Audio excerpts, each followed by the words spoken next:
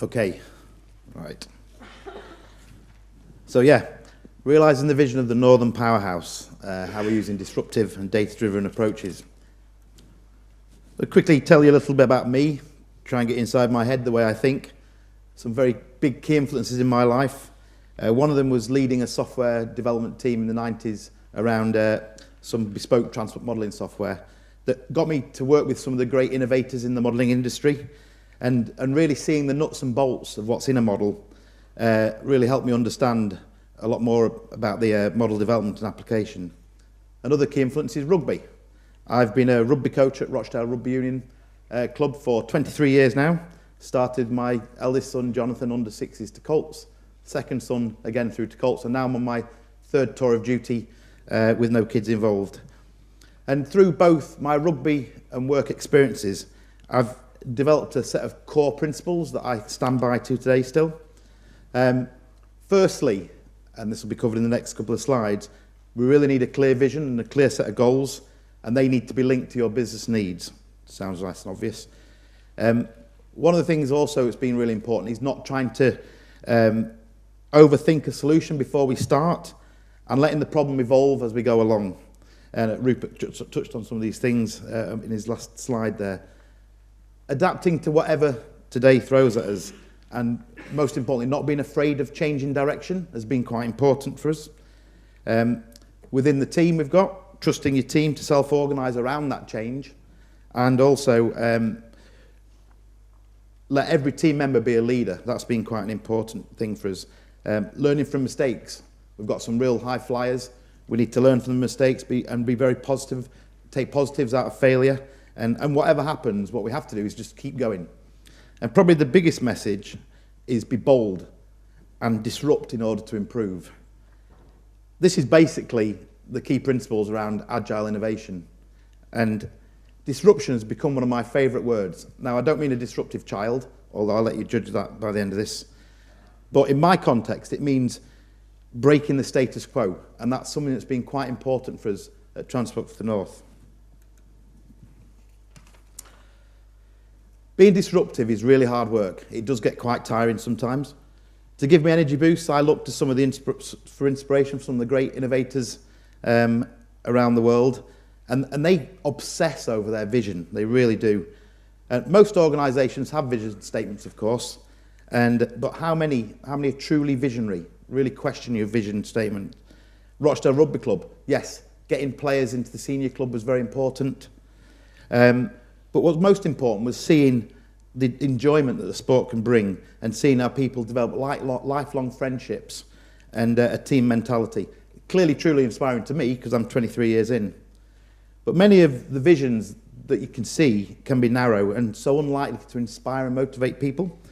And they can lead to the survival of that status quo. So to help start building up a vision, I've started thinking of visions more like Mars missions. So what's your Mars mission? I think you need to get that right early on. This helps me differentiate between what we're going to do next week and what we're doing in 5 years' time. The Mars mission analogy reminds me that we're trying to achieve something that's never been done before, and that ultimately we'll be changing many people's lives, and that lives will never be the same when we've completed our mission. Ironically, one of my favourite innovators, Elon Musk, actually has a Mars mission with SpaceX, and he's driven, and I'll quote him, to protect humanity from an eventual Earth extinction event. A lot of E's there. Wow, now that's truly a noble vision, and maybe Elon's got a Pluto mission, and maybe after I finish at TFN I should join SpaceX, maybe. So I joined TFN because they truly have an inspiring vision. I joined TFN because they needed a way to disrupt a repeated cycle of failed investment business cases in the North, and a number of which I've worked on and observed on a 10-year cycle. I joined TFN because it's a truly noble cause.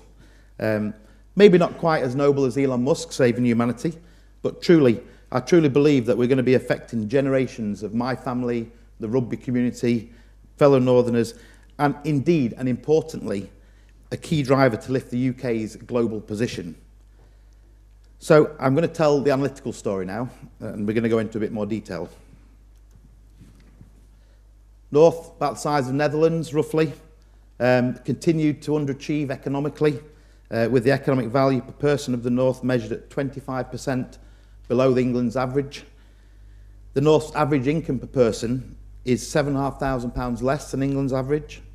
This imbalance is to such an extent that the success of the UK in the global marketplace and the government's industrial strategy depends on transforming the North's economy. Early analytical tasks included setting top-down targets that represent an economically transformed North. We made this simple, clear and fair. Rebalance the economy to get the North up to the same level of growth as the UK average. A key piece of work we did early on was the independent economic review. This identified key northern capabilities and defined top-down targets for employment, population and economic growth to 2050. And it defined those by local authority geographies. And those top-down targets have taken us a long way. We then started looking at the current connectivity and where key change is required for major city regions. And to understand the level of improvement, we benchmarked against other European cities that have gone through a sort of similar evolution and developed top-down conditional journey time targets. So you can see one on the slide there for rail.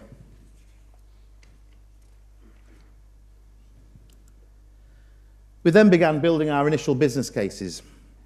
Key programs in our initial investment portfolio have become known as the mega projects, identified as a key backbone infrastructure for improving our economic growth, and two of which are the Northern Powerhouse Rail, sometimes called HS3, and Sheffield-Manchester Transpennine Tunnel and its wider connectivity improvements. We're now expanding our portfolio to better link people and businesses with the mega projects and to develop a minimum level of service for transformation throughout the North. The initial analytics has identified many billions of pounds worth of investment. The initial data analytics has also highlighted that current practice as we're using highly aggregate models is dumbing down the impacts and the benefits of major connectivity improvements. Quick drink. So what's going wrong with the current tools? Well, here's an old slide from the 90s. It highlights the problem we faced then and still do now. We have two key areas of transport modelling: supply modelling, where we represent the network and service capacity, and demand modelling, where we represent people and their travel patterns.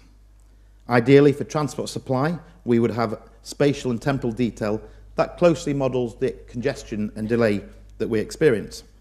And the travel demand, we would have individuals and their travel patterns segmented to best represent their need to travel based on the activities at either end of their journey and their willingness to pay for services. But computer resources, data samples, privacy, cost and programme have led to either transport supply or travel demand detail being compromised.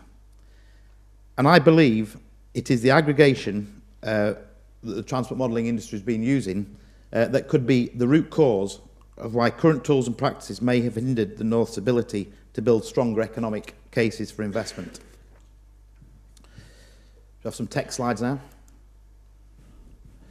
Aggregation issues are often a result of moving to regional models that represent much larger areas, and indeed we've done that with a large model of the North, which we'll come to in a minute. To capture longer distance movements, the longest peak periods, time periods we're using are 3 hours long in the peak periods.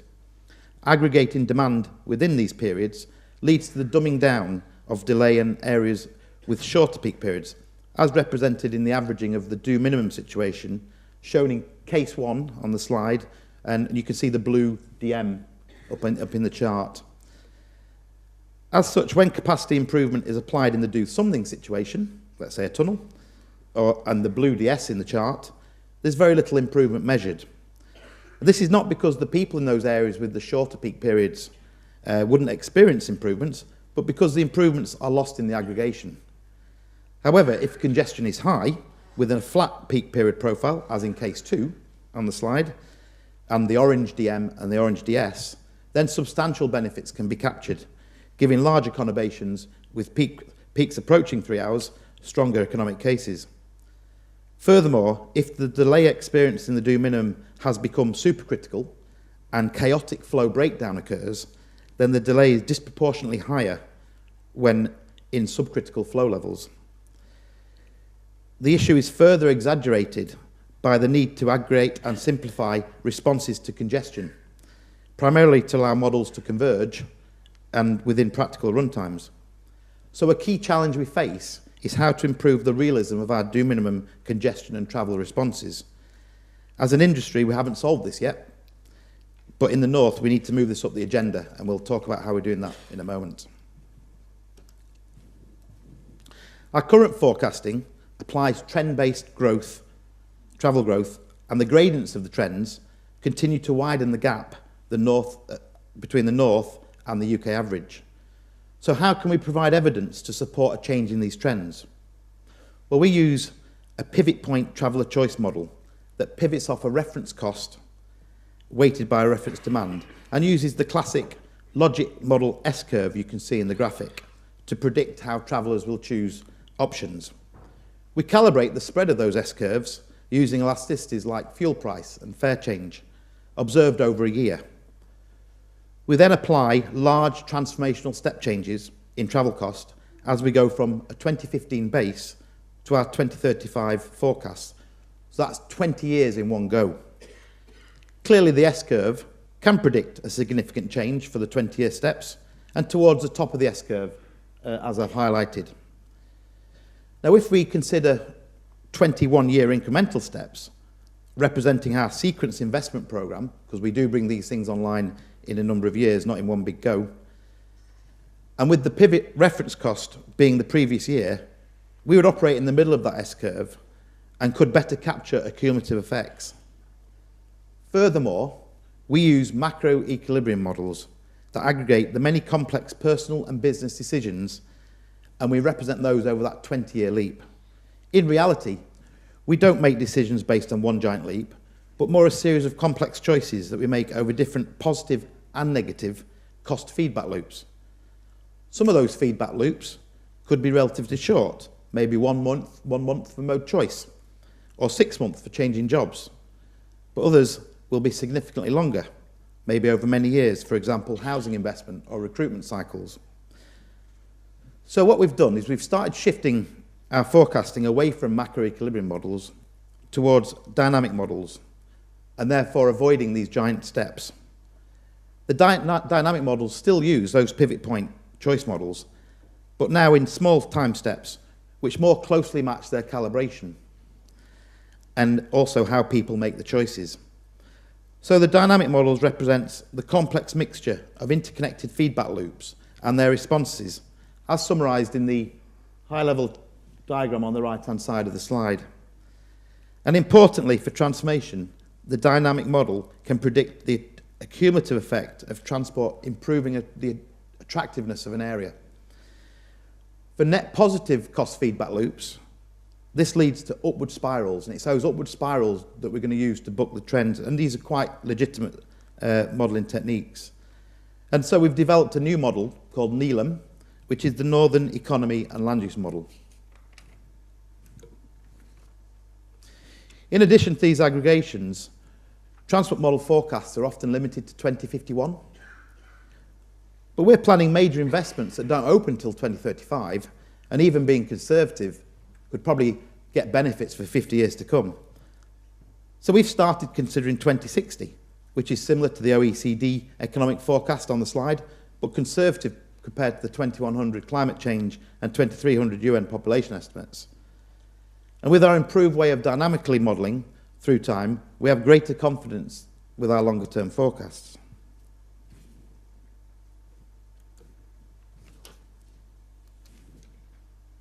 Sorry guys. Aha. Of course, I can hear you all muttering now that longer term forecasts means greater uncertainty. And so exploring uncertainty has been a really key area, one of our key activities. We've been considering the impacts of future technology and behavioural change. For example, will people value FaceTime in the future, or will they be happy Skyping in, sat in the kitchen in their pyjamas? What will be the impact of connected autonomous vehicles and systems? What will be the impact of AI and predictive algorithms on the travel market? To understand this, we have built 4 transformational travel markets to explore uncertainty.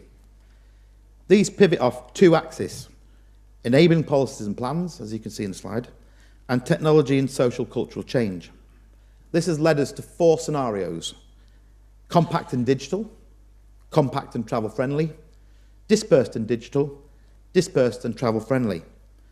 Compact describes the densification of land use around major rail hubs, with this dispersed being the opposite. And travel friendly represents cheaper travel, more accessible travel, and the desire to meet face to face, with digital being the opposite. These scenarios are combined with our independent economic review land use targets I mentioned at the beginning to build our future travel markets. And there should be some of the, I've just highlighted something on the slide that haven't come through. But here's the top level growth numbers. They all represent significant growth above the business as usual. And the compact scenarios 1 and 2 in the second and third column, at the bottom you can see clearly favour rail, as we'd expect. And travel friendly scenarios 2 and 4 clearly generates the largest travel markets because people still want to meet face to face, for example. Another area of aggregation that we're trying to overcome and that can dilute our benefit forecasts and also hinder policy and investment optimisation is around spatial detail. We've often inherited models that have too high aggregation of spatial detail. For example, in our Northern Powerhouse rail work, this existing model we inherited for one of our city regions represented one zone in the model. That spatial aggregation was restricting our analysis around rail hubs and alternative compact land use policies. But compact is very much on the agenda, and we can see examples of compact land use around railway station master plans now, and there's an example there on the slide around Manchester Piccadilly. Compact will of course increase rail demand, we talked about that a moment ago, and moving more people faster will obviously show greater benefits. We have therefore developed a new Northern Rail modelling system, NORMS, that captures this spatial detail. We've also been restricted by the traveller segmentation we inherit in existing tools. And again, the aggregation is hindering our efforts. We've therefore undertaken 2 studies to gain greater insight into current travellers and explore future uncertainty around our labour markets. These 2 studies will help us decide what traveller segmentation we should use and avoid approaches focused solely on increasing capacity and GDP, and make sure we give due consideration to the welfare of all our citizens and also the labour market skills needed to meet our economic transformation. It's now standard practice to add wider economic benefits to transport appraisal, as in on top of standard journey time saving benefits. This is helping us forecast higher incomes and higher productivity rates. And of course, moving around higher value people is going to push our benefits up and increase our investment case. And we're also looking at adding in missing benefits around the change in zonal attractiveness. You'll notice where an area gets more attractive, the land value goes up. And so it's really a proxy for land value change. And we're not stopping there. We're also looking at even wider benefits, which will no doubt be very welcomed by many, and especially campaigners like Kate Rayworth with her donut economics concept, as you can see on the slide. For these unexplained, and I'll call them dark benefits, we're researching social value benefits, working with Northern Rail and Leeds University, and looking at other sectors like health and crime, and seeing how they're affected by transport improvements. And much of the data we need is already available in a consistent format for mainland GB. We intend to use this abundant data to build more reliable synthetic estimates of travel, and with the travel attributes we consider most important. We still need to aggregate data, but now this is more for disclosure reasons rather than creating reliable samples. But the aggregate data can now be reliably synthesised back down as low as people level and property level, so allowing us to work at whatever granular level we want and get over problems with disparate data systems, zoning systems. And we really now understand the strengths and weaknesses of harvesting data collected from mobile phones and GPS networks, which we kind of started doing around 2009 as an industry. And through greater involvement with suppliers like Google and mobile network operators, we're learning how to make the data safe to use and how to protect personal and commercial privacy. The commercial privacy can often be one of the biggest issues. We can use this temporal and spatially rich data harvested from mobile phones and GPS devices to convert from our annual averages, which again is the aggregation problem, and improve estimates of trip distributions, particularly areas that don't match models very well. So, for example, the Trafford Centre or Manchester Airport. And as we go forwards, one of my technical moon missions, it's not quite as big as a Mars mission, is to try and unpack these averages baked into the aggregate macro models and have a more focused representation across the day and the seasons. Remember, we talked about those towns, cities with smaller peak periods that are getting lost in our 3-hour aggregations. And with modelling seasonal and weather-based scenarios, we're looking to create a new generation of model that can apply different daily profiles dependent on the town or city, all within one regional model, helping us solve time aggregation issues. And remember the early conversation about benefits being trapped in chaotic flow levels? I'd wager that most of the benefits are trapped in a rainy winter's day during school term time. So here's a quick look at TFN's solution to all this, the analytical framework. The analytical framework is our overarching framework applied across the north for pan-northern movements to give us one voice for data, one voice for forecasting, and one voice for investment decisions. The framework captures both our economic modelling system, NELM, as well as our more conventional transport model, norms. In the slide, you can see how transformational travel markets are generated in NELM, the downward arrow on the right, which then download into norms for optioneering and design, and how more detailed representation in norms of the network and service capacity is used to generate capacity restraints to upload to NELM.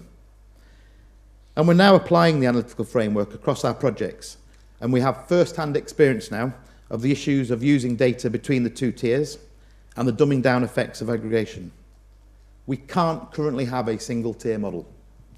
So for now, to allow our transformational and travel markets to be transferred, we need to ensure that there's consistency in the responses between those two tiers.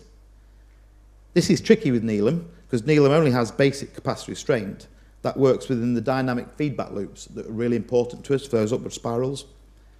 And so we're working to better represent that. Like others, we've considered spatial and temporal aggregation, but we absolutely know it's going to dilute the responses and hence the upward spiral effects of transformation. So we've been thinking about how, in the long term, we might develop the perfect model for transformation, one that uses complex dynamic feedback loops to model upward growth spirals, and that also represents detailed capacity restraint. To achieve this long-term goal, we think we're going to need a brand new approach to transport modelling, one that uses the emerging data sources to break down aggregations and build loads of model training data. So we're looking to automate model building to efficiently create a new transport modelling system, NORTMS, that breaks down annual averages into at least weather and seasonal scenarios. To achieve this, NORTMS would combine the great detail in data sets like the National Travel Survey and the Census, and combined with OS mapping, the land use register, business tax records and property evaluation data, as well as the more contemporary mobile phone, GPS and ticket movement data and the growing array of sensors. NORTMS will then allow us to build vast training data sets by exploiting speed enhancements enabled by data parallelization and GPU technology, used within scalable cloud computing resources. All those things we're doing, guys, that's things we're actually getting experience with now. And NORTMS will allow many small step what-if tests to generate data for the North network for events that have not yet been observed. Then using machine learning algorithms in a supervised learning environment, this is very structured data, we hope to develop more sophisticated capacity restraint functions within norm our AI-based transport system digital twin. We hope Norm will reliably remove the dumbing down effects of aggregation and provide practical runtimes. And this will ultimately enable us to remove the pain points of those two-tier architectures, and ultimately allowing us to provide better evidence on how transport investment can transform the North. Last slide. As we go on this journey, I have my own personal Mars mission.